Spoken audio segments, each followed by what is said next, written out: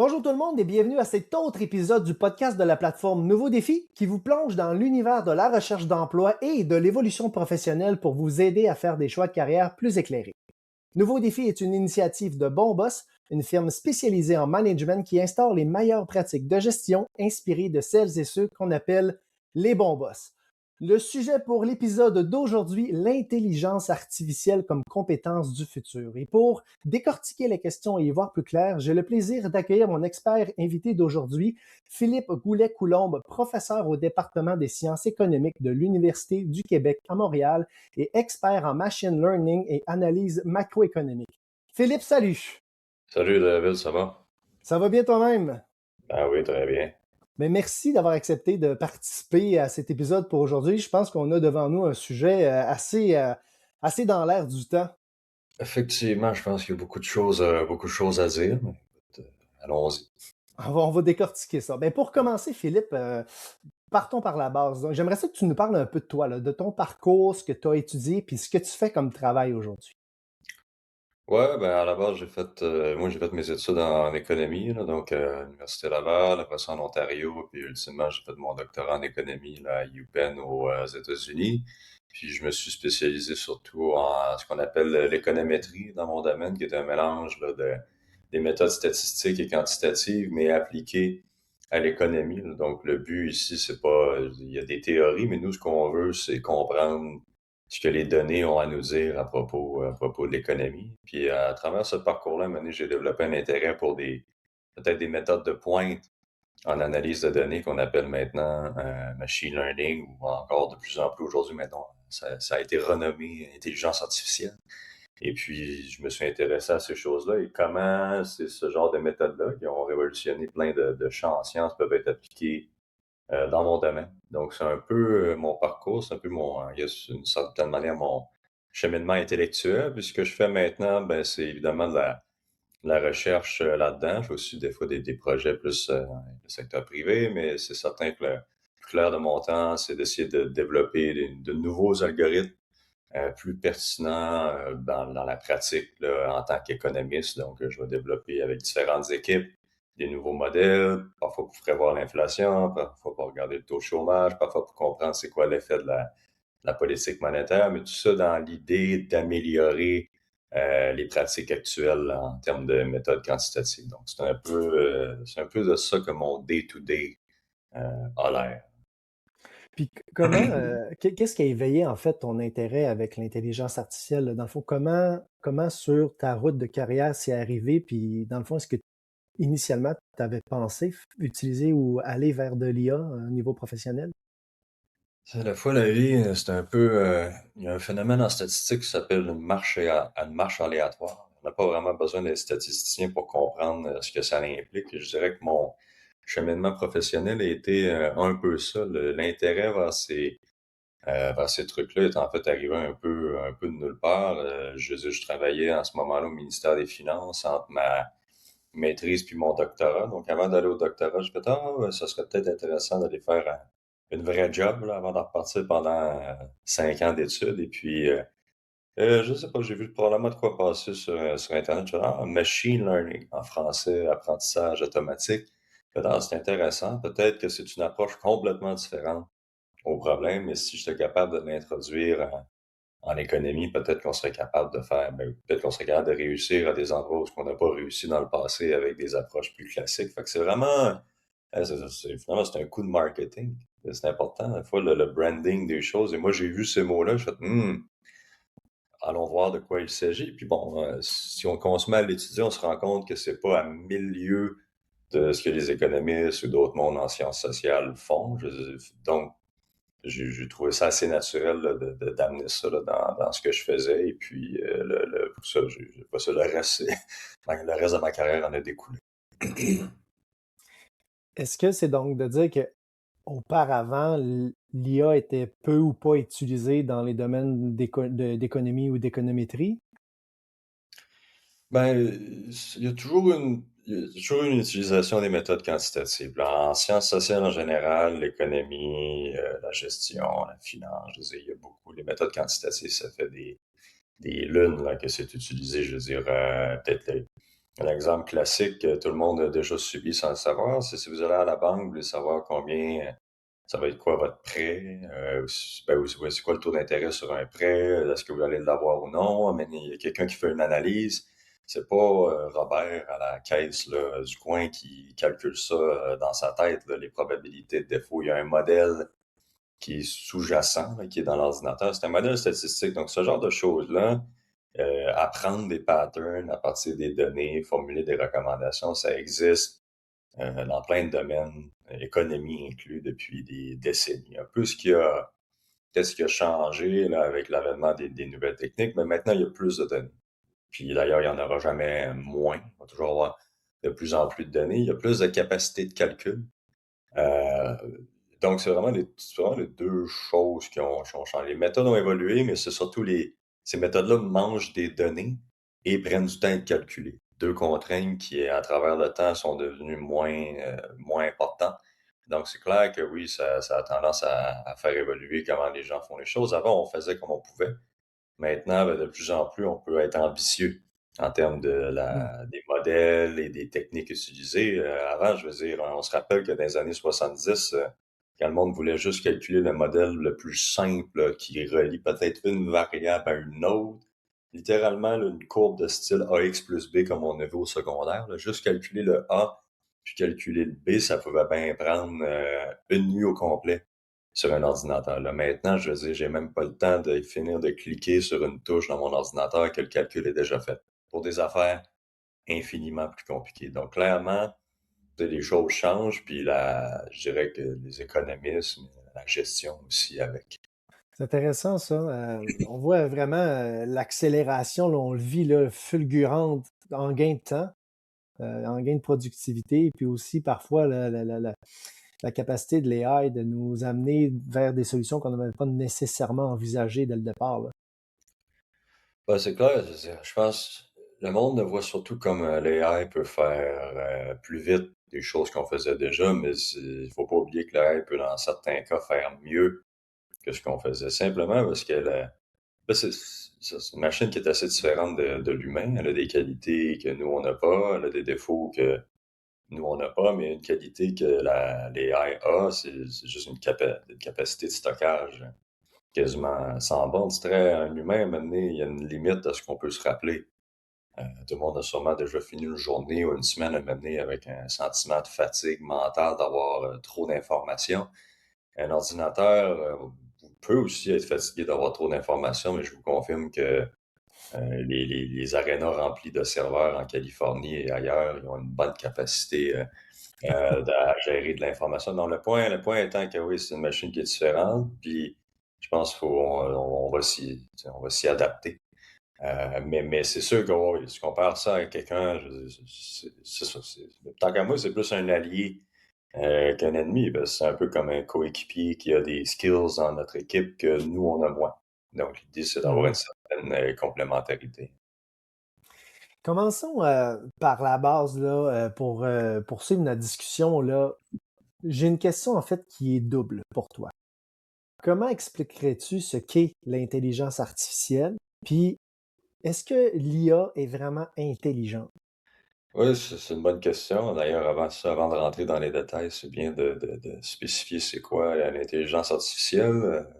Derrière, c'est quoi, qu'est-ce qui se cache derrière le mot, tu sais, ou du moins les deux mots.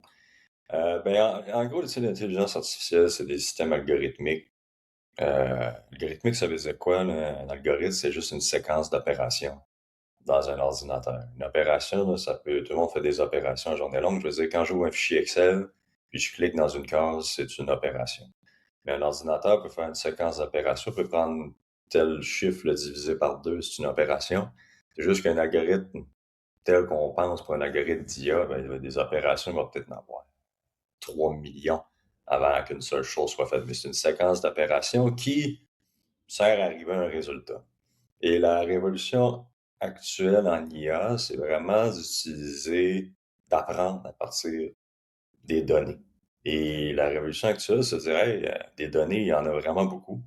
Et on n'a peut-être pas besoin de réapprendre tout from scratch. On peut peut-être juste entraîner un algorithme à apprendre tout ce que le monde a déjà fait dans le passé. Et ça, c'est important de bien le saisir parce qu'il y a des gens qui pensent que l'IA apprend à répondre à partir de déduction from scratch, un peu comme si on l'avait lancé sur Terre, là, je sais pas, peut-être pas à l'époque des dinosaures, là, mais il y a 10 000 ans, on arrive, on sac l'IA sur Terre avec son cerveau. Et puis là, elle va apprendre comment la vie fonctionne à partir de rien. Non, c'est pas comme ça marche pas pantoute. Elle n'a pas de conscience. Mais c'est pas dingue, elle a pas de conscience, c'est plutôt que la manière dont l'IA a appris, c'est on lui a donné certaines formes d'IA, mais la plus connue, là, ça, des modèles de langage. Elle regarde des données que toi puis moi, on a mis dans l'Internet, tout ce qu'on a écrit, puis elle a juste appris à, d'une certaine manière, imiter et combiner tout ce qui a déjà été écrit et communiqué dans le passé. Donc, en fait, c'est plus une forme d'imitation sophistiquée, mais il faut se rendre compte, bon, est-ce que c'est de l'intelligence ou non? C'est une forme d'intelligence. Je veux dire, il y a bien des humains que c'est une forme pour lesquels c'est une forme d'intelligence, je veux dire, qui s'applique. Et l'IA fait un peu ça, c'est on va regarder l'Internet au complet, tout ce que tout le monde a jamais écrit, puis on va essayer de comprendre qu'est-ce que ça implique. Puis s'il y a un utilisateur qui arrive et qui pose une question, puis on va aller creuser dans son disque dur interne, dans sa base de données, puis aller trouver la meilleure réponse qu'on peut sortir, combinant toutes les réponses qui n'ont jamais été écrites dans l'Internet. Donc, est-ce que c'est une forme d'intelligence? On pourrait penser, mon Dieu, c'est bien juste un système d'archivage. Mais en même temps, quand on pense aux humains en général, je sais pas bien du monde, je sais, même moi, si comme professeur, vous me posez une question, la plupart du temps, c'est des questions que j'ai déjà entendues d'une manière ou d'une autre. Donc, est-ce que je reviens à la base des concepts de tout pour arriver avec une réponse? Probablement assez rarement. Il faut vraiment que la question sorte complètement du domaine. Mais lorsque c'est quoi que j'ai déjà vu, puis je confirme que ça doit être 80-90% du temps, mais qu'est-ce que je fais inconsciemment? Je veux dire, je vais probablement remâcher des réponses que je me souviens. Donc, l'IA un peu marche euh, en grande partie ainsi. C'est pas pour dire qu'elle va toujours marcher ainsi. Là, pour l'instant, ça marche beaucoup comme ça. D'ailleurs, dans la littérature, il y a un temps qu'il y avait ou peut-être il y a 5 ans, un débat si justement les modèles de langage étaient juste des espèces de perroquets algorithmiques. Donc, c'était juste une machine qui répète. Et je pense en grande partie, ça l'est encore. Mais c'est pas pour dire, comme j'ai dit, je veux dire, là, on est là en 2026. Qu'est-ce que ça va être en 2032? Là, ça peut être une autre paire de manches. Quand on parle d'IA, il y a souvent du vocabulaire qui va revenir. On parle, tu sais, comme au début, quand on t'a présenté machine learning. Là, tu parles d'IA, modèle de langage. On entend aussi deep learning, IA générative. C'est quoi les différences fondamentales entre ces grandes catégories, si on veut, d'IA-là? Ouais, peut-être en premier, il y avait le machine learning, c'est certain que ça existe depuis plusieurs décennies. C'est plutôt une branche des statistiques appliquées, où ce qu'on a décidé en gros des statistiques appliquées plus traditionnelles pour le commun des mortels, je dirais, comment j'expliquais ça, c'est que on est intéressé à relier les variables entre elles, parce que c'est pertinent. Mettons que je suis un manager, peut-être que je suis intéressé de voir comment les différentes dépenses de l'entreprise en publicité amènent plus de ventes. Et après ça, il faut que tu sois d'une certaine manière capable de corréler tes décisions, tes dépenses avec ce qui se passe. Right? Puis ces corrélations-là t'aident à prendre des meilleures décisions. Je me rends compte que d'investir en pub dans le journal rapporte rien, mais peut-être que je vais mettre l'argent en pub. Non, mais c'est la base. Mais des fois, tu veux être en mesure de quantifier ça. Parfois, c'est évident, on n'a pas besoin de se casser la tête. Mais il va y avoir des fois qu'il va falloir se casser la tête en macroéconomie. Là. C'est quoi l'effet de la politique monétaire sur l'économie? Là? Quand l'inflation monte, puis que partout dans les médias, on dit oh, la Banque du Canada va monter les taux d'intérêt. OK, tout le monde a un peu une idée de l'effet qualitatif de l'augmentation des taux d'intérêt, mais c'est quoi l'effet quantitatif? Est-ce que l'inflation va baisser d'1%, 2%? Qu'est-ce qui va arriver avec le taux de change? Vous voyez, fait qu'en statistique, l'idée, c'est de regarder des phénomènes complexes, des données, puis de trouver une manière de relier tout ça. Euh, là où ce que le machine learning rentre là-dedans, l'apprentissage automatique, c'est de dire, ben, on va essayer le moins possible de faire des hypothèses contraignantes sur la nature des phénomènes qu'on étudie. C'est-à-dire, plus en statistique classique, souvent on a tendance à dire, gars, là, telle affaire va être liée avec telle affaire, ça suit une ligne droite, c'est un coefficient de corrélation ou de variation constant.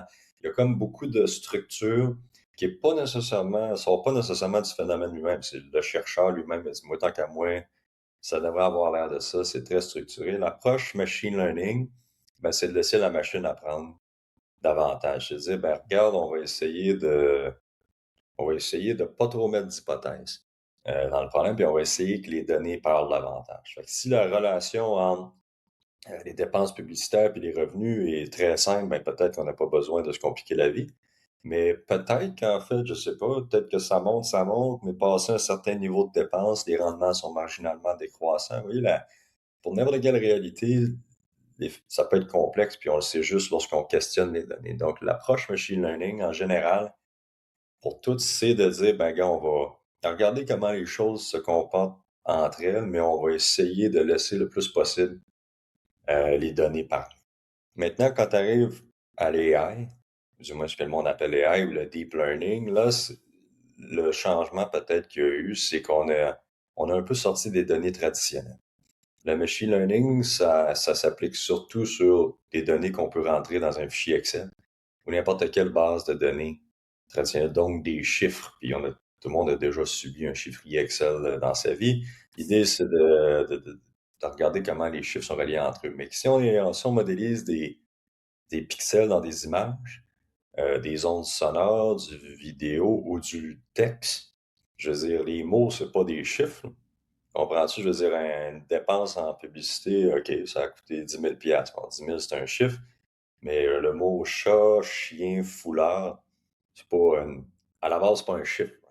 Fait que là, si tu veux faire des modèles qui crunchent des chiffres, mais t'as pas de chiffres, qu'est-ce que tu fais? Ben là, peut-être qu'il faut faire plus que juste du machine learning. C'est là que le deep learning est arrivé.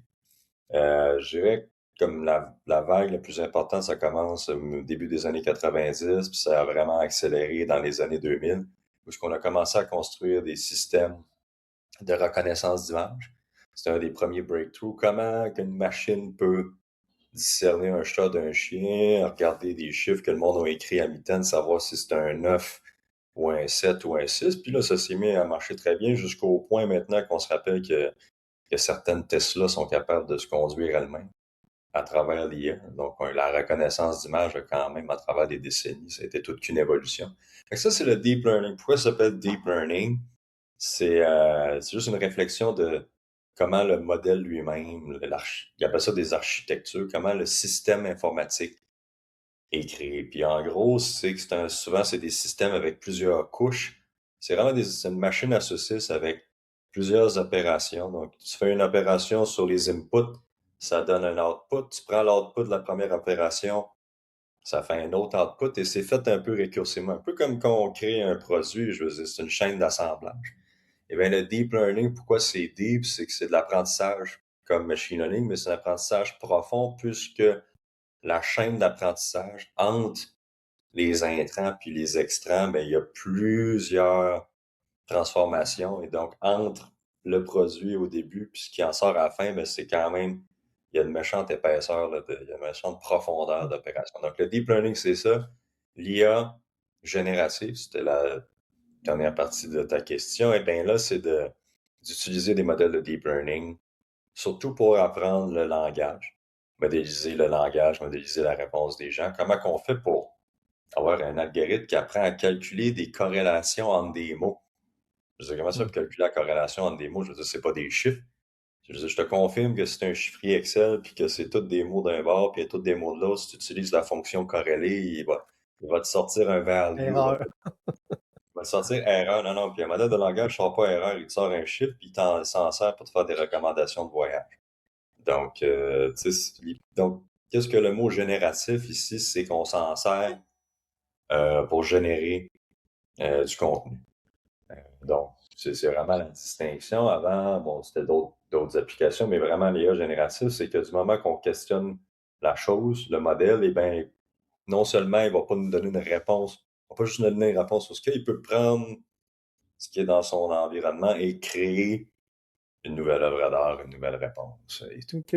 Donc, Donc, longue, longue réponse, mais j'espère qu'on a couvert quand même pas mal de terrain. Donc, donc voilà. dans le fond, en résumé, l'IA générative va puiser sa source du deep learning pour être plus applicable à des cas concrets de générer justement un output quelconque. Ben, oui, la grosse distinction, puis c'est la révolution actuelle, c'est qu'avant, on se servait de l'IA plus pour bien sûr, on pense justement à la reconnaissance d'image. On a tous d'ailleurs dans nos cellulaires maintenant. Je sais pas, moi j'ai un Google Pixel, donc c'est Google qui est dedans, mais j'imagine que Apple fait la même affaire.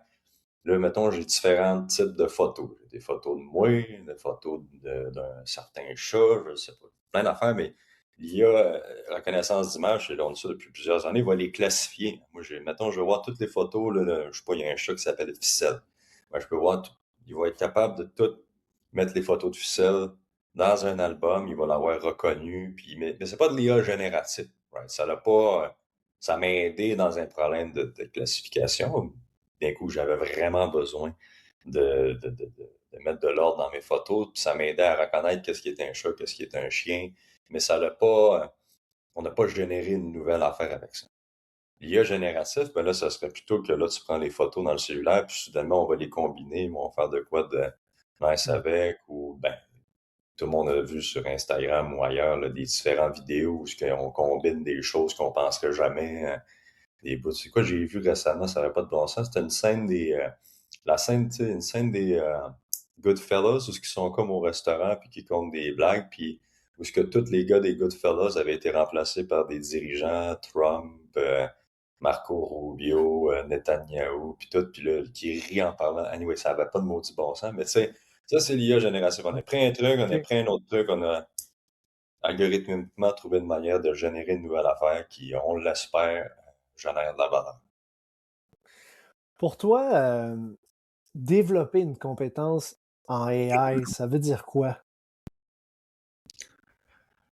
Ah, ça veut dire vraiment bien des affaires, hein, parce que si tu développes la compétence en AI dans ce que moi je fais, je veux dire, ça s'appelle savoir c'est quoi les algorithmes, parler de neurones, puis de learning rate, puis d'affaires dans le monde à la maison, je vous confirme, ont peut-être pas envie d'entendre. Tu sais, nous autres, ça va être ça. Quand je dis à mes étudiants qu'on va développer une compétence en AI, c'est comprendre comment ces algorithmes-là fonctionnent pour nous-mêmes en créer des nouveaux, des meilleurs qui pourront être utiles. Mais pour peut-être le monde qui utilise l'AI. Puis d'ailleurs, moi, tout, il y a une partie de mon travail, oui, on crée des nouvelles formes d'AI. Puis une autre partie de mon travail, c'est qu'on l'utilise pour travailler. Fait que c'est peut-être plus de cet angle-là. Développer une compétence en AI pour peut-être monsieur, madame, tout le monde, c'est vraiment savoir comment se servir de ces outils-là de la meilleure manière possible. Euh, Puis c'est d'être à l'affût de ce qui se fait en ce moment. Je pense que tout le monde, clairement, utilise ChatGPT au mieux.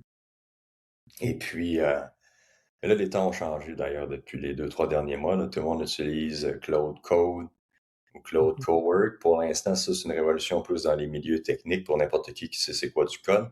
Mais de plus en plus, ça sort euh, de la programmation elle-même. Et je pense que développer une compétence en AI, c'est être à l'affût des nouveaux outils. Et c'est de la même manière, je veux dire, quand Excel, PowerPoint puis Microsoft Word sont arrivés, là, puis les ordinateurs sont arrivés, il y a bien du monde qui ne savait pas c'était quoi un ordinateur, puis Microsoft Word, c'était incompréhensible, puis PowerPoint encore plus, d'ailleurs, tant qu'à moi, à certaines égards, ça l'est encore un peu incompréhensible. Et anyway, nonobstant ça, le monde peut apprendre des nouveaux logiciels. Ils peuvent apprendre à faire des nouvelles choses. Il n'y a pas personne qui savait comment commander un Uber en 2012, ça n'existait pas. L'idée ici est que si on veut rester pertinent, je veux dire, les outils évoluent.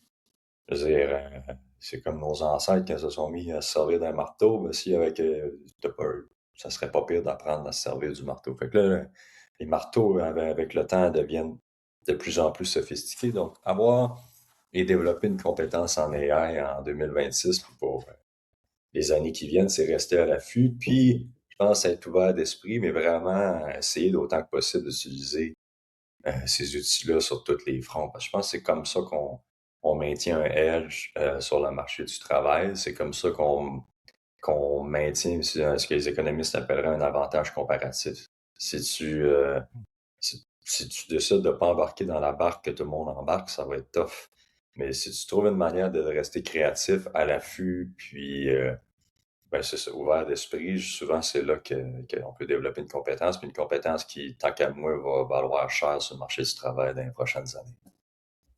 C'est intéressant, on va en reparler. Ça, tantôt, je pense que c'est un gros crunch parce que l'AI, mon Dieu, c'est en train de bousculer littéralement plusieurs métiers et professions là, sur le marché du travail. Mais pour les gens qui voudraient peut-être se lancer dans une carrière dans l'AI sans nécessairement parler de programmation en soi, là, toi, tu es économiste, économètre, là-dedans, l'AI fait partie de ton quotidien, mais est-ce qu'on doit absolument, par exemple, étudier en génie logiciel ou informatique pour travailler avec de l'AI ou il y a d'autres cheminements possibles qui font en sorte qu'on devient suffisamment à l'aise pour utiliser adéquatement ce type d'outil-là?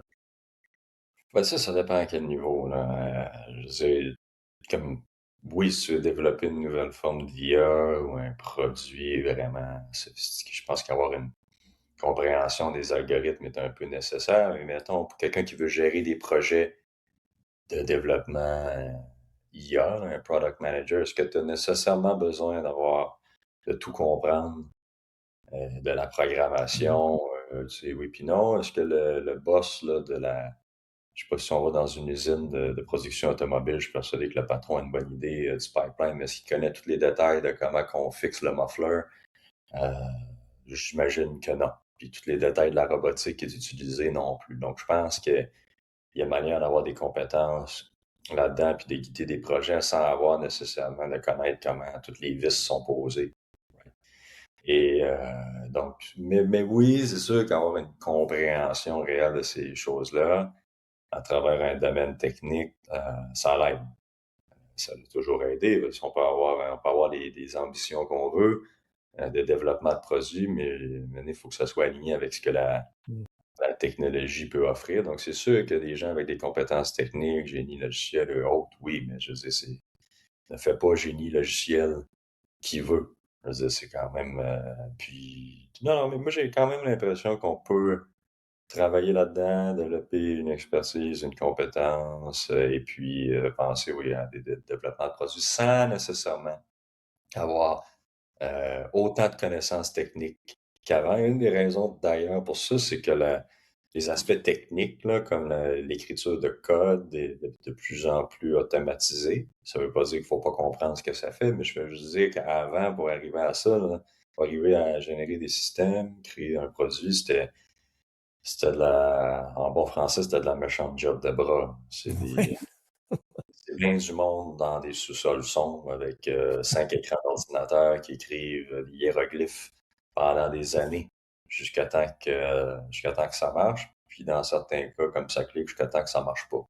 Fait que le point étant que là, maintenant, c'est un peu moins ça. Donc, on a peut-être plus besoin de monde qui a une vision d'ensemble.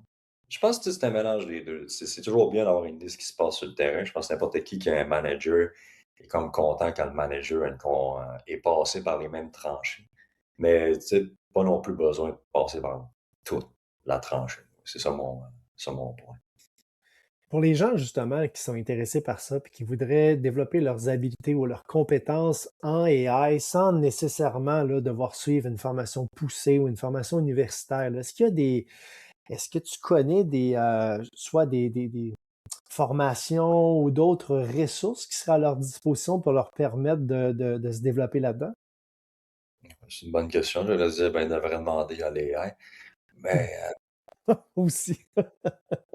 mais disons, j'avais cette réflexion-là tu sais, récemment. C'est sûr que la réponse d'abord, c'est de dire, gars, aller trouver des formations en ligne, aller faire mon cours à l'UQAM.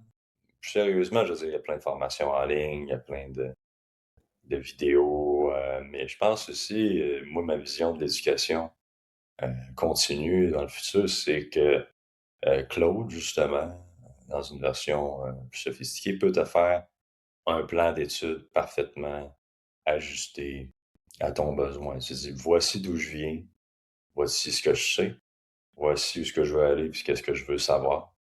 Puis il va te faire un plan, ben gars, faut que tu ailles voir ça, ça, ça, ça, ça, ça, ça, ça, ça. Tu y vas à ta vitesse, faut que tu fasses ça, faut que tu essaies de faire ça par toi-même. Voici une forme d'examen de parcours. Pour moi, c'est un peu comme ça, je le ferais. C'est sûr que c'est toujours le fun d'apprendre avec d'autres gens. Donc, tu sais, il y a encore un intérêt pour les cours à l'université ou la formation continue. Mais si j'avais à le faire, comme ça, je le ferais. Puis d'ailleurs, for the record, moi-même, j'ai jamais pris un cours de machine learning de ma vie. En fait, j'aurais pas dire ça publiquement. Mais non, non, mais c'est parce qu'en économie, comme moi j'étudiais, c'était pas encore tant répandu. Moi, j'ai appris le- mon âge va transparaître, mais j'ai appris en lisant le livre. Euh, et puis c'est comme ça que j'ai catché le truc, tu sais. Puis, fait que, tant qu'à moi, faut, c'est ça, tu peux apprendre en lisant le livre, après ça, faut que tu te mettes la main à la pâte, là. Mais c'est ça, je pense que n'importe qui veut peut. Faut juste se donner les moyens. Oui, parce que les livres, ça reste fondamentalement encore une bonne ressource d'apprentissage. Il faut juste se donner la peine et se donner le temps d'apprendre et de développer ses compétences. Oh, là, il n'y a aucun doute, là. C'est sûr que, bon, ça dépend des gens, là. Moi, les livres, en ce moment, dans mon bureau, ils servent plus à placer des pots de fleurs dessus que d'autres choses. Mais ben non, mais je veux dire, je les aime, j'ai déjà lu, mais des fois, on dirait qu'avec comment qu'on peut aller chercher maintenant de la connaissance, je me dis, bon, est-ce que j'ouvre un livre, puis que là, je trouve la page qui me dit peut-être l'affaire, ou est-ce que je vais à l'autre page, ou je demande la question directement à l'IA. Ben oui, ça dépend des goûts, mais moi, j'aime ça quand ça va vite. Non.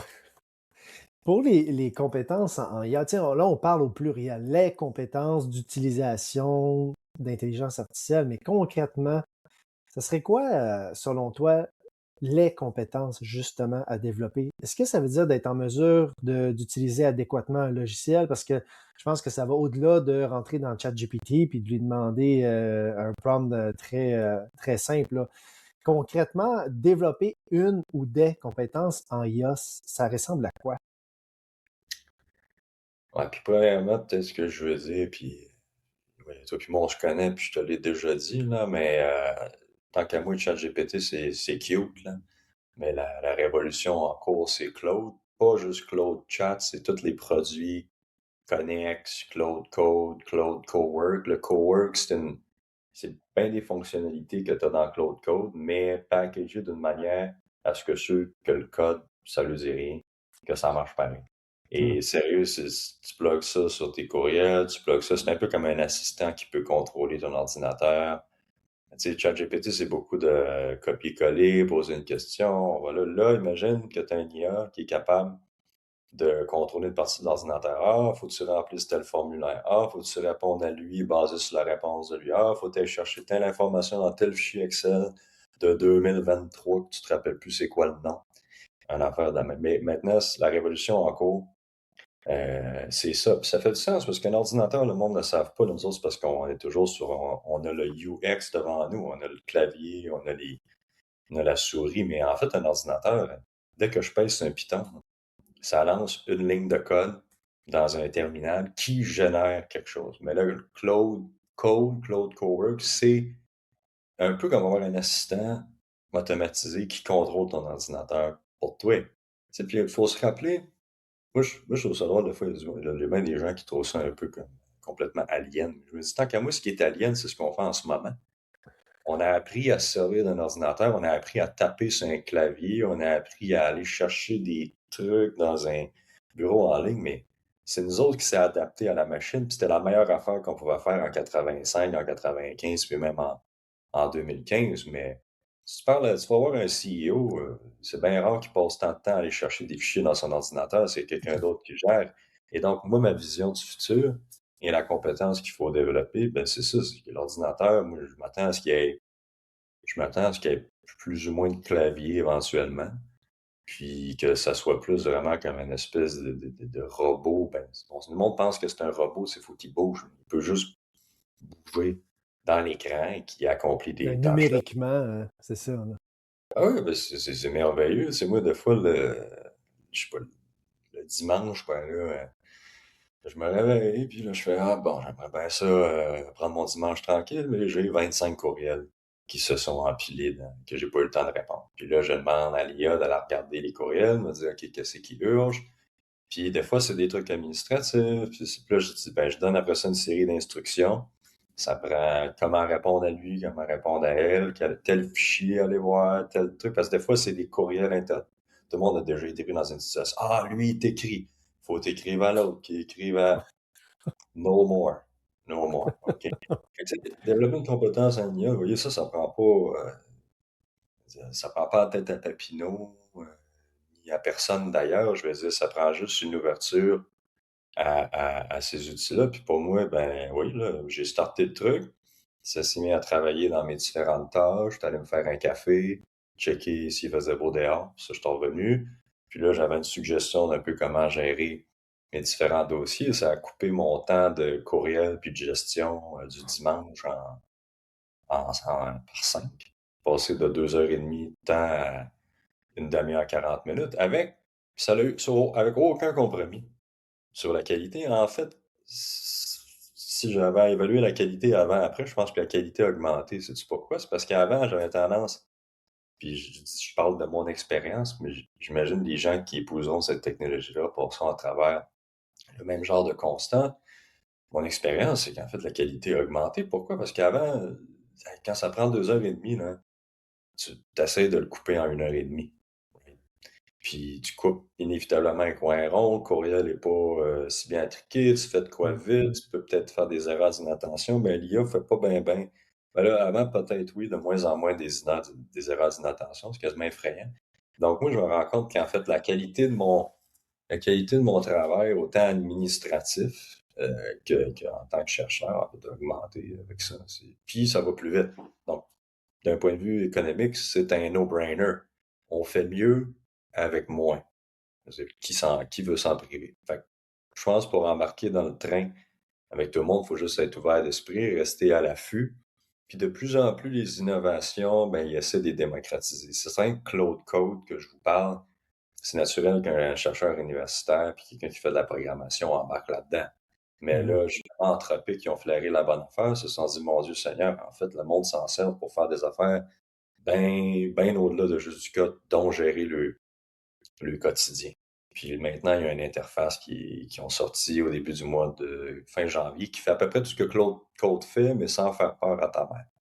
Donc, parce que pour moi, moi, je suis un grand fan, puis ma prédiction, c'est que d'ici 2026, il va en avoir des légions. Non, certainement. Puis quand, tu sais, avec l'histoire que tu nous racontes un peu de ton quotidien, ça remplace sensiblement des tâches opérationnelles que tu aurais faites toi-même, que tu fais pas finalement. Il y a plusieurs personnes sur le marché du travail qui, à juste titre, pourraient craindre que l'intelligence artificielle finisse par remplacer leur job. Qu'est-ce que tu aurais à dire à ces gens-là? Écoute, je sais pas si ça va remplacer une job, ça va remplacer une partie de votre job actuel. Ça remplacera pas votre job Mhm. futur. Il y a une distinction importante. Oui, je veux dire, c'est clair que certaines choses vont être automatisées. Je veux dire, si votre job, c'est je sais pas trop, d'écrire des trucs dans Excel, là, puis de faire des calculs de matrice ou d'analyse financière dans Excel avec une case là qui colle une autre case, je veux dire, oubliez ça, c'est fini. Je veux dire, il y a aucune raison. Je veux dire, oui, là, ça va prendre des années, mais il n'y a aucune raison avec les outils actuels que le monde soit encore en train de taponner dans Excel. Je veux dire, ça, pour moi, c'est un no-brainer. Euh, c'est pas parce que tout le monde va se mettre à coder en Python ou en R. C'est juste que la raison pour qu'on faisait Excel puis qu'on crée qu'il y a c'est une manière qu'on avait développée pour que le monde ait accès à du code puis à du calcul, mais d'une manière user-friendly. Parce que monsieur, madame, tout le monde n'écrit pas du code informatique, il ne sait pas, je sais, comment gérer des vecteurs ou des matrices. Fair enough, fait qu'on a créé Excel. Mais Excel est extrêmement labor intensive et prompt à plein d'erreurs parce que le monde font les trucs manuellement. Quand tu écris du code avec Claude ou même ChatGPT, on peut faire exactement la même affaire que dans Excel, le même produit, le même graphique, le même truc, ça prend une fraction du temps puis il n'y en a pas d'erreur. Il n'y a pas personne qui se rend compte 6 mois plus tard qu'en fait, ils ont oublié de linker la C2 à la place de la C2. Fait que oui, pour moi, n'importe qui fait du Excel en ce moment, c'est sûr que ça va changer. Mais la bonne nouvelle, c'est que je connais pas bien du monde qui a travaillé dans Excel. Ils trouvent ça très auto-actualisant. Ou déplacer des trucs en PowerPoint, ou de faire du formatage. Tout le monde parle de ça comme si c'est une hécatombe. Arrêtez de travailler, je dis. C'est comme, c'est moi, mon grand-père Coulombe travaillait en imprimerie. Puis trois quarts, ben, très grande partie de sa vie, suite à l'automatisation de la shop, ben, tu sais, c'est qu'est-ce qu'il faisait, job, là, de vrai job. Il prenait des immenses feuilles de papier, puis il fallait qu'il les mette dans la machine. 10 heures par jour. Euh, Ça prenait du caractère, mettons que j'aurais pas fait ça. Mais lui, il l'a fait. Puis c'était un job. Pourquoi? Avant, clairement, avant lui, il n'y avait même pas il y avait pas de machine, ça, donc il fallait qu'il imprime à la main. Mais là, lui, sa job, c'est de pogner des grosses feuilles. Je suis pas sûr qu'il y ait grand monde en 2026 qui aimerait qu'on ramène cet emploi-là.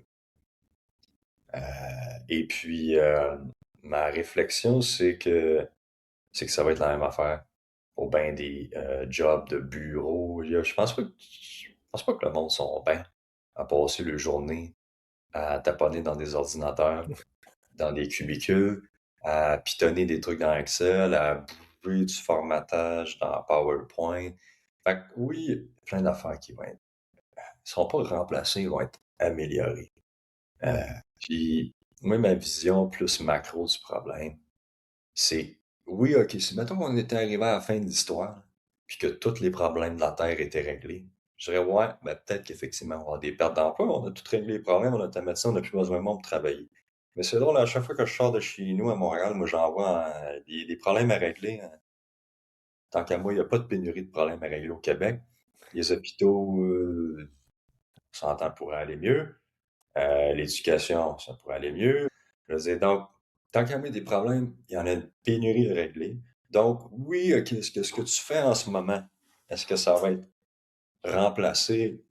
Oui, mais tu vas faire d'autres choses. C'est pas nécessairement une autre job complètement. Je suis pas en train de dire que tout le monde sur un bureau va aller travailler dans un CHSLD, mais c'est juste la job de bureau va devenir différente, va générer plus de valeur. Puis je pense qu'il y a bien du monde qui sont pognés pour faire de la job de bras, de junior, vont faire des trucs plus seniors, puis j'ai l'impression que le monde va mieux s'emporter. D'un, on va régler plus de problèmes à moindre coût, puis de deux, je pense que le monde, ultimement, va être plus content. Je veux dire, il n'y a pas personne, comme je reviens à l'exemple de mon grand-père, je connais pas grand monde qui voudrait rewind the clock, qui voudrait nous ramener à cette époque-là. Puis j'ai l'impression que quand le monde va regarder à l'époque des années 90-2000, dans 50 ans, ils vont dire Oh my God, ce monde-là passait le journée dans des ordinateurs à taponner des cases dans Excel, puis dans PowerPoint, puis dans Word. Hey, jamais de la vie. Donc, tu sais, ce que je dis souvent des fois en conférence, c'est que ça prend vraiment pas beaucoup de créativité pour trouver des trucs qui vont être automatisés ou remplacés. Tu as juste besoin de checker ce qui se passe en ce moment puis comment la technologie l'automatise. Mais ça prend vraiment beaucoup de créativité pour savoir penser à tous les jobs qui vont exister dans 50 ans, qui ne peuvent pas exister en ce moment, parce qu'on n'a pas le temps pour ça, parce que la technologie n'est pas là. Qui c'est qui pensait dans 50 ans que ben toi et moi, on allait faire un podcast sur un ordinateur avec Effectivement. littéralement, je veux dire, on n'a pas de micro, on fait ça chez nous, c'est beau pareil. Il n'y a pas personne dans 5 ans, il y a 50 ans qui pensait que les gars d'Intelcom venir me porter une balayeuse le lendemain que je l'ai commandé, sans même que je sorte de chez nous. Donc, tu sais, la vie évolue, puis ça, tout ça, nous autres, notre niveau de vie augmente, puis je te confirme aussi qu'il y a plein de monde partout dans le monde, qu'eux autres, ils vont passer de niveau de vie moyen à ce qu'on nous, on est en ce moment. Fait que tant qu'à moi, il n'y a pas de pénurie de problèmes à régler. Puis oui, il va s'en passer des choses, il va y avoir du remplacement, il va y avoir. C'est clair, là, ça ne va pas se faire sans heurte, mais ultimement, je suis confiant que si on le fait bien, ça va être au bénéfice de tout le monde. Si moi, là, en tant que travailleur, là, tu sais, avec ce que tu es en train de me dire là, moi, je suis en tant que travailleur, l'intelligence artificielle fait partie de mon travail. Sur le marché du travail, est-ce que je gagne de la valeur ou j'en perds? Au sens où est-ce que je gagne parce que je suis capable d'utiliser de l'AI puis d'aller plus loin? ou j'en perds parce que l'AI peut me remplacer dans une partie de mes tâches, puis finalement, je cherche un peu à quoi je peux être utile. C'est quoi ta vision de ça? Non, moi je pense qu'on devient plus utile avec. Puis si tu te sens pas plus utile avec, mais il faut se poser des questions pour trouver une manière d'être plus utile avec. C'est comme quand moi je t'ai dit, je réponds à mes courriels, ça va un peu plus vite, mais le contenu s'est amélioré. C'est avant, le monde m'écrivait pour me demander des questions sur un algorithme que j'ai écrit il y a 6 ans. M'en rappelles-tu qu'est-ce qui se passe à la ligne de code 666 sur 10 000 lignes de code? Je le sais pas. Fait que là, tu fais une réponse un peu whatever. Généraliste. Ouais, ouais, ouais, mais là, maintenant, je réponds pas mal mieux. Je suis capable d'aller voir tout ce qui se passe, d'avoir une explication. Pourquoi? C'est parce que plutôt que de gérer ça passivement, de dire, ah, ça m'a remplacé, ça fait ce que je faisais, ben là, je vais arrêter de faire quoi que ce soit, j'ai fait d'autres choses. Puis moi, je pense que c'est ça que les gens doivent, et pour la Mhm. plupart vont faire. Ils vont se dire, gars, là, maintenant, Claude Cowork peut gérer ça de même. Mais pendant que Claude Cowork est en train de faire rapatrier des fichiers de tous les endroits de l'ordinateur pour formuler une bonne réponse, mais tout est en train de penser euh, de façon plus exécutive à c'est quoi la stratégie, c'est quoi le contenu, mais tout le temps que tu passes à faire justement du travail le plus clérical, mais c'est du temps que tu penses pas à avoir tu as moins de pensée d'affaires, moins de pensée macro ou moins conceptuelle. Moi, je m'attends à ce que les gens, le bandwidth que ça va libérer, les gens vont l'utiliser pour faire mieux. Aucun doute. Ça va pas se faire du jour au lendemain, mais il n'y a aucun doute que c'est ça que ça va être au final. Penses-tu que c'est justement quelque chose que les gens comprennent mal à propos de l'IA, justement, ce gain soit de temps-là pour faire autre chose ou justement le bandwidth dont tu parles? Est-ce qu'il y a, il y a des éléments derrière ça qui font en sorte que les gens comprennent mal les avantages de l'IA? C'est sûr que oui, c'est sûr qu'il y a une première impression. Des fois, les gens vont voir, oh my god, ok, c'est ce que je faisais, le l'IA le fait, qu'est-ce qu'on fait? Mais je pense que c'est un réflexe humain qui prend parfois plus de temps, moins de temps, mais ça finit par arriver. Tu te dis, oh, ouais, ok, là, je faisais ça, mais là, ah, maintenant, je peux peut-être faire ça aussi, mais c'est juste que ça Mhm. m'avait jamais passé à l'esprit parce que j'avais pas le temps. Mhm. C'est pas, je pense pas que personne va être surpris en nous écoutant si je lui dis, hey, mettons que soudainement, il y avait 2 fois plus d'heures d'éveil dans la semaine. Couple d'affaires que je pense qu'on ferait tous qu'on fait pas en ce moment.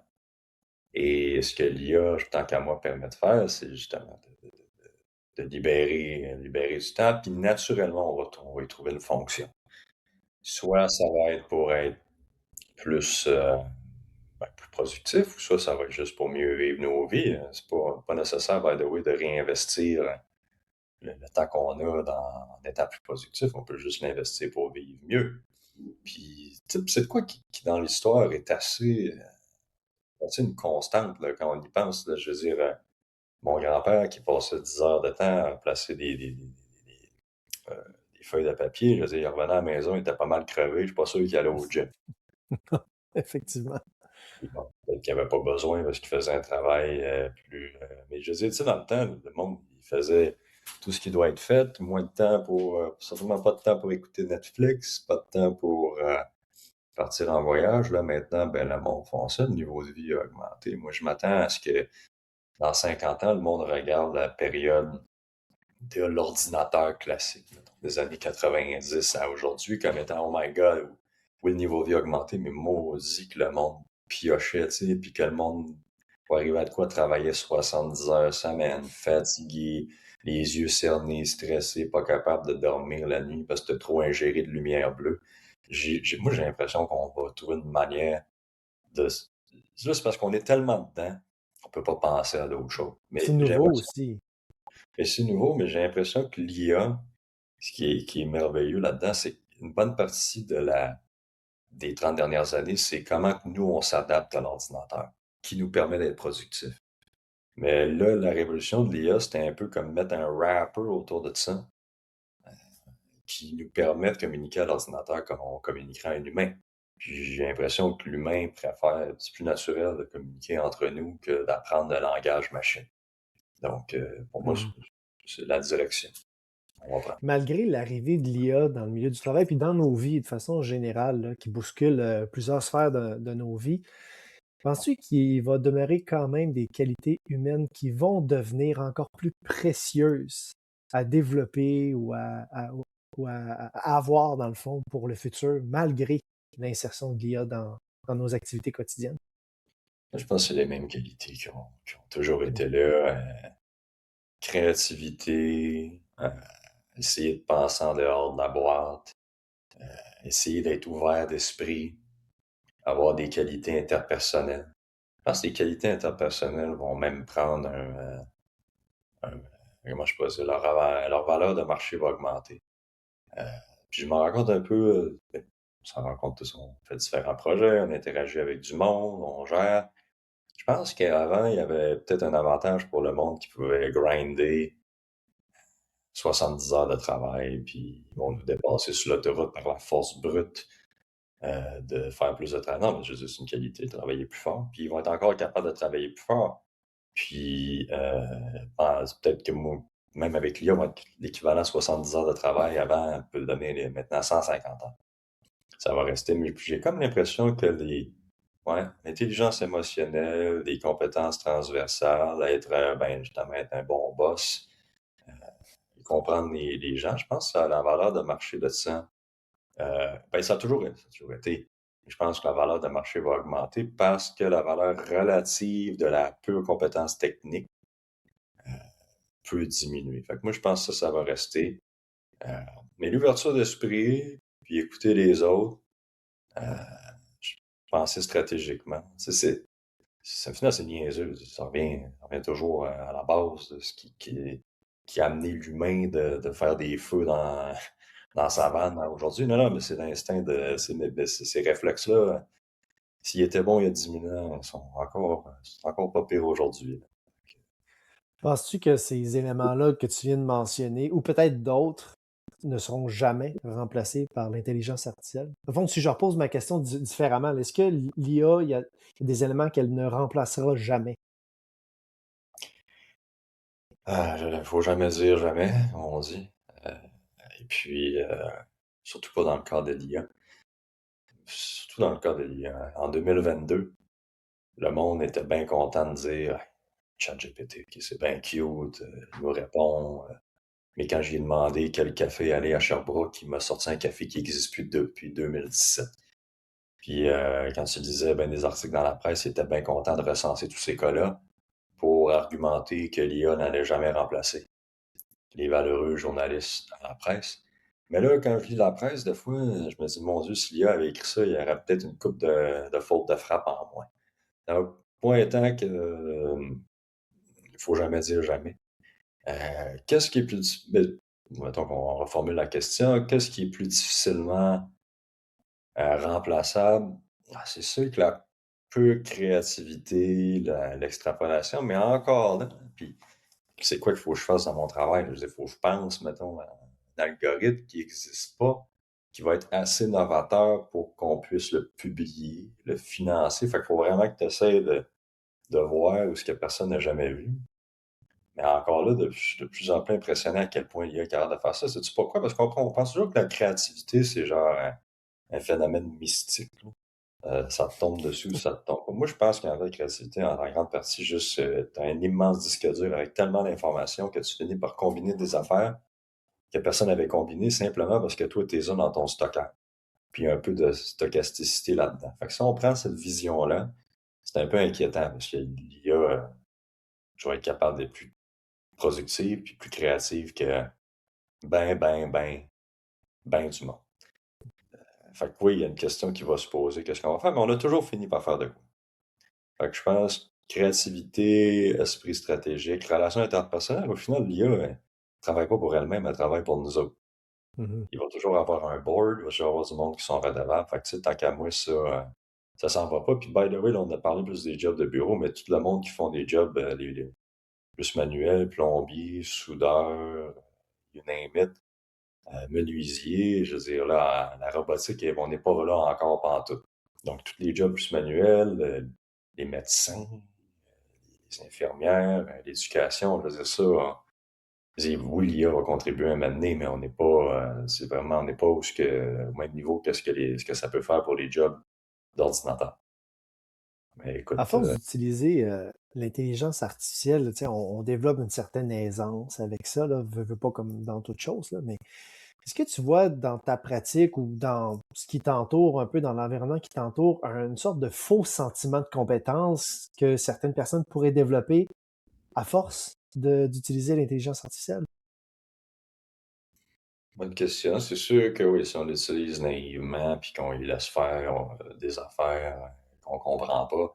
Mais c'est juste, c'est rare, ça arrive. Je veux dire, j'ai rarement vu quelqu'un demander à l'IA de nous faire un modèle d'option pricing en finance sans savoir c'est quoi un modèle d'option pricing en finance. Puis moi, quand je lui demande d'estimer un réseau de neurones avec 5 couches de 200 neurones chaque, avec un learning rate de 0.03, ben, il faut savoir qu'est-ce que ça veut dire, tous ces mots-là. Non, mais c'est juste, faut que quelqu'un nous demande de quoi. Fait que c'est bien rare que tu vas demander de quoi puis que tu vas avoir aucune idée de ce qui se passe dans la ligne d'assemblage. Donc, moi, je pense quand même, oui, il y a un risque, là. Puis en ce moment, on écrit des papiers, puis on développe des algorithmes, puis on n'est pas en train de faire toutes les lignes de code nous-mêmes. Donc, il y a un risque.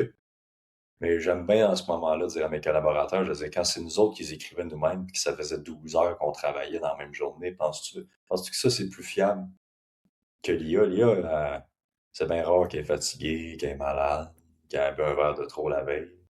Donc, c'est... Penses-tu que l'intelligence artificielle nous pousse, ou du moins rend plus important le fait de savoir bien structurer sa pensée? C'est une bonne question. J'allais dire oui, puis après ça, j'allais dire non. Euh, Tu vois que ma pensée moi-même est très structurée.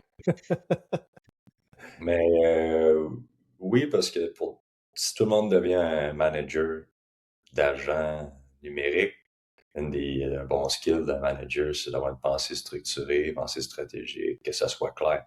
Il n'y a rien, je pense, de plus périlleux que d'être à la merci d'un gestionnaire qui, sa pensée n'est pas structurée, puis ça va dans tous Mhm. les sens. Je pense qu'il y a une couple de monde en psychothérapie qui pourrait témoigner de quel enfer c'est. Fait que pour l'IA, il faut, oui, il faut être structuré pour que ça donne ce qu'on veut. Fait que ça, c'est la partie oui de ma réponse. Mais après ça, je me suis dit, ouais, mais en même temps, l'IA est bon pour pogner un tas d'affaires disjointes puis de faire quelque chose de structuré avec. Donc, peut-être que oui, je pense que pour certaines choses, la structure va rester nécessaire. Pour d'autres choses, le texte, les idées, oui, ça peut. On va peut-être perdre un peu le réflexe de structurer notre pensée parce qu'avant, il fallait comme la structurer nous-mêmes. C'est sûr, Mhm.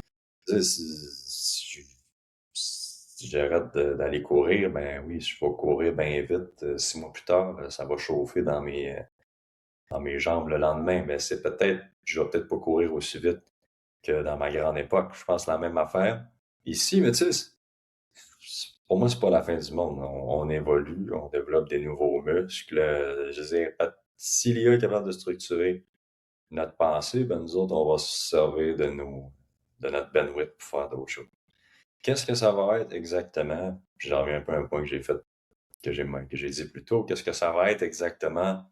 Je sais pas. C'est très difficile de faire des prévisions, surtout à propos du futur. Je sais pas de quoi le futur va avoir l'air, mais je suis assez confiant qu'on va faire de quoi.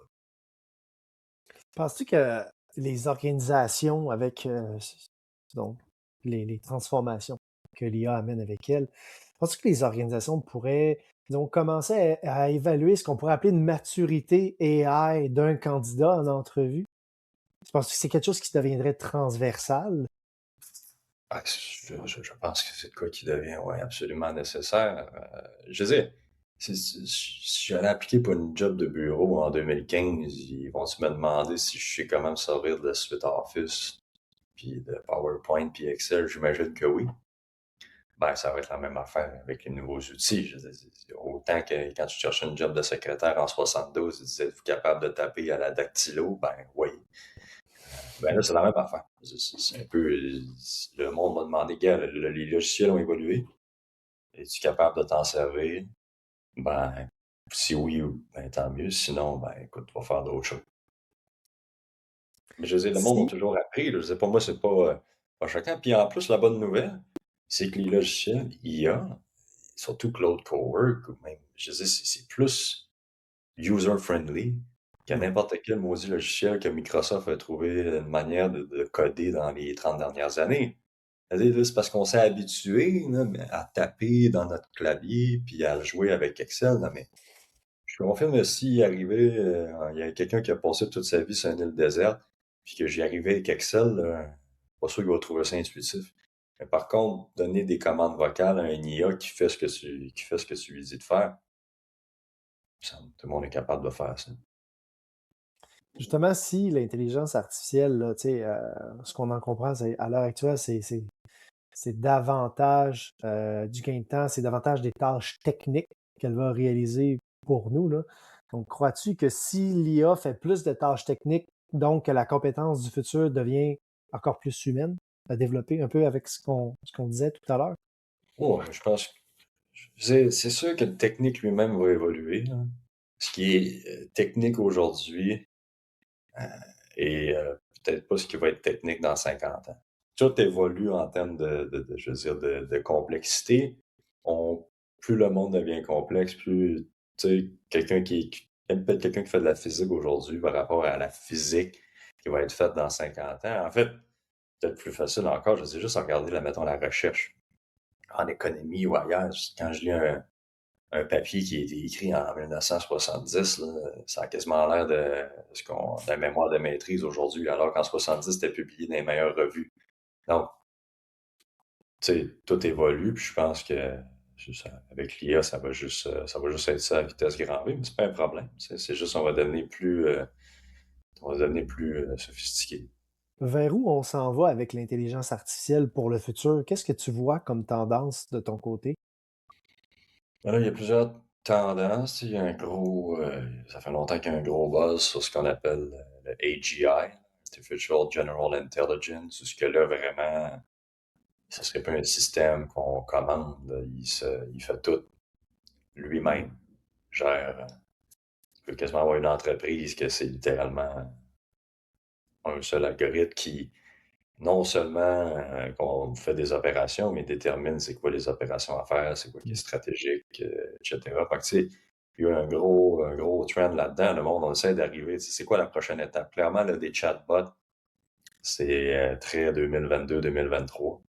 Là, on est dans les agents, vraiment, un agent qui contrôle l'ordinateur. C'est le même depuis au moins un an. Si vous en faites pas, faites-vous une faveur, faites-en. Non, non, non, mais puis je dis ça, puis le monde va dire, mon Dieu, là, moi, c'est over my pay grade. Non, vous allez vous rendre compte, n'importe qui peut faire ça. C'est vraiment, ça se fait très bien. Fait que oui, ça, c'est une grosse tendance, mais ça va être quoi? Tu sais, tant que moi, une grosse frontière en IA, ça va être quand on va être capable ou non d'automatiser des trucs plus physiques. C'est-à-dire, Mhm. oui, ok, on est capable maintenant. Ben, je reviens une dernière fois à l'histoire de mon grand-père qui travaillait en imprimerie. Clairement, il n'y a plus personne qui place ça a été automatisé, mais il y a des jobs qui sont pas mal plus difficiles à robotiser. Et ça, c'est quand même une grosse frontière. Je dis, imagine, je sais pas, mais imagine un futur où on était capable d'avoir un IA, un robot qui vient faire le ménage ou qui s'occupe des patients dans un CHSLD. Ça, c'est une grosse frontière parce que pour l'instant, tu sais, la technologie n'est pas complètement là, mais j'imagine le, le rendement sur l'investissement de faire fonctionner ça va être immense. Juste d'autres exemples, il y a une couple de jours, je me retournais dans mon coin de pays, à Montmagny, moi j'habite à Montréal, Montmagny c'est à 3 heures de chez nous, puis c'est 3 heures ça à 20. Puis qu'est-ce que je fais pendant 3 heures ça à 20? Moi, je me dis, c'est pas une meilleure manière de faire ça. Là, je me dis, oui, c'est pas l'autobus, mais l'autobus, il passe pas. Ça prend 5 6 heures à aller là. Le train, il dépose à 4 5 heures du matin. C'est pas pratique. Puis ça prend 5 heures quand ça va bien. Fait que anyway, tu prends ton auto, Là, pendant 3 heures de temps, je me suis dit, waouh, c'est vraiment la meilleure utilisation de mon intellect que d'être de même. On dépasse, on dépasse. Non, mais tu sais, là, je me suis dit, waouh, oui, mais là, les voitures qui se conduisent tout ça, je veux dire, ça existe déjà, il faut que ça soit raffiné. Mais je me suis dit, tu sais, moi, j'ai l'impression, encore une fois, que dans 50 ans, le monde va dire, oh my God, le monde faisait 7 heures de char, puis il tenait le volant pendant 7 heures, mais quelle gang d'aliénés. Ah, puis tout le monde va avoir un chauffeur. Tu sais, tout le monde serait content d'avoir un chauffeur. Je te confirme, si j'irais voir ma famille plus souvent dans mon coin de pays, si j'avais un chauffeur, j'embarque dans mon auto, le char se conduit tout seul, je réponds à des courriels en arrière pendant 3 heures, Christy m'a allé souper avec eux autres, au pire, m'en revenir. C'est pas grave. Fait que, en tout cas, moi, je vois quand même, ça, c'est une immense frontière. Les trucs plus, qui prennent plus de la robotique, du visuel, on n'est pas Mhm. encore là. En ce moment, c'est une révolution de tout ce qui a jamais été écrit dans un ordinateur. La plomberie, la construction on n'est pas encore là.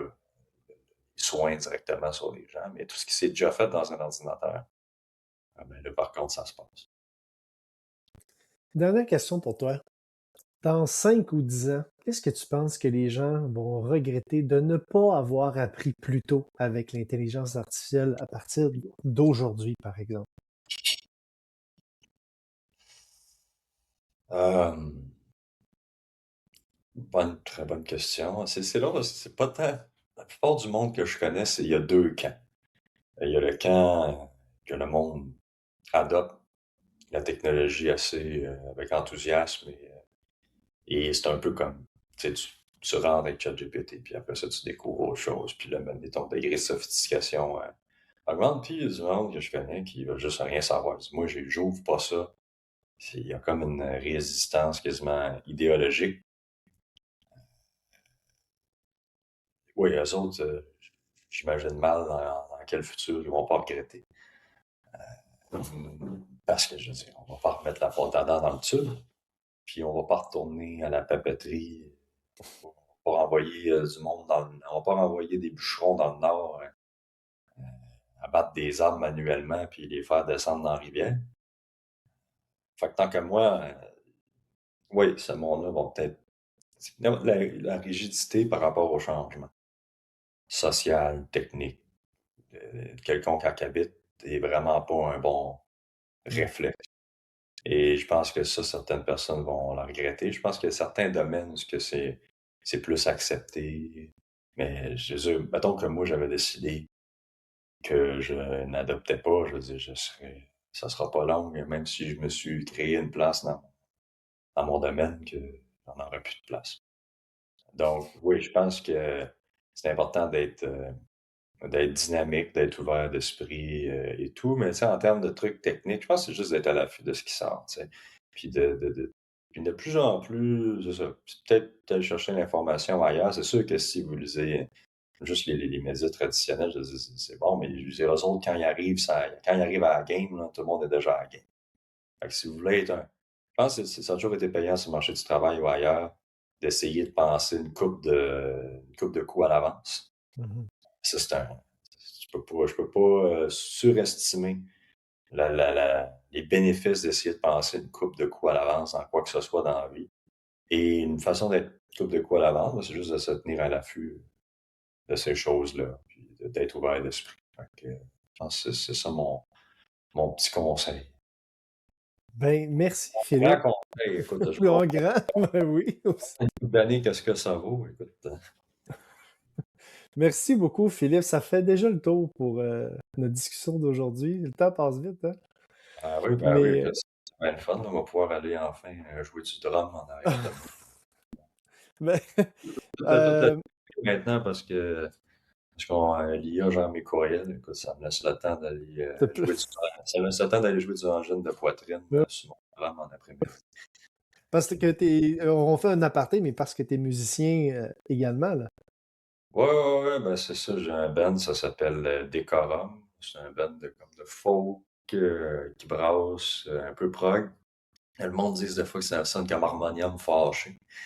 Ben, à la base, je suis guitariste, c'est moi qui chante, mais quand je suis chez nous pour le bonheur de mes voisins, des fois, ça me tente de jouer du drum. C'est juste que j'ai bien aimé faire le drum.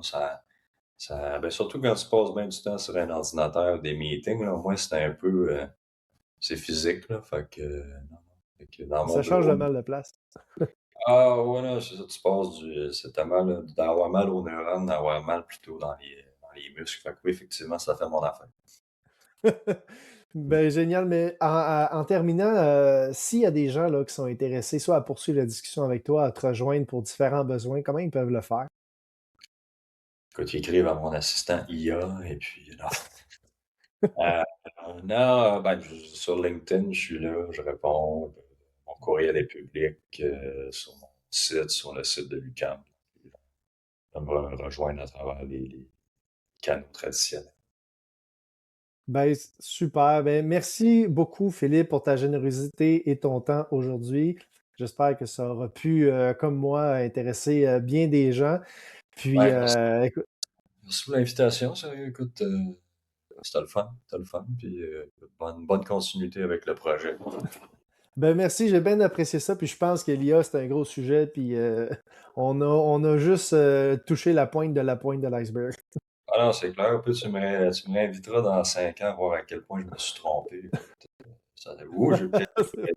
On espère. En tout cas, j'ai hâte de voir. Hâte de voir. Bon, super. Ben, on s'en reparle dans 5 ans, on se tient au courant. Ah, ouais. Bon, OK. ben, bonne journée. Bye Yes, toi bye. aussi. Ciao.